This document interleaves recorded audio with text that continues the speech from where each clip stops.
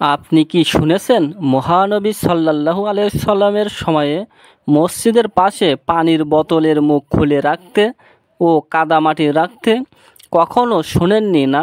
কিন্তু আজ দেখা যায় মানুষের বিশ্বাসের কি অবনতি।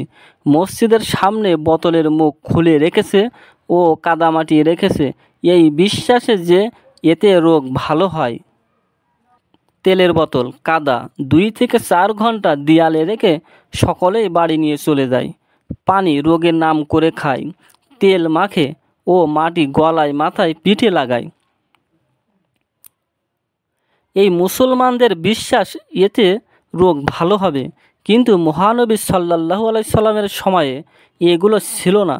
তো মহানবী সাল্লাল্লাহু আলাইহি সাল্লামের সময়ে যা ছিল না সেগুলো বর্জন করতে হবে, যা নিষেধ করেছে তা থেকে দূরে থাকতে হবে এবং যা আদেশ করেছে সেগুলো গ্রহণ করতে হবে।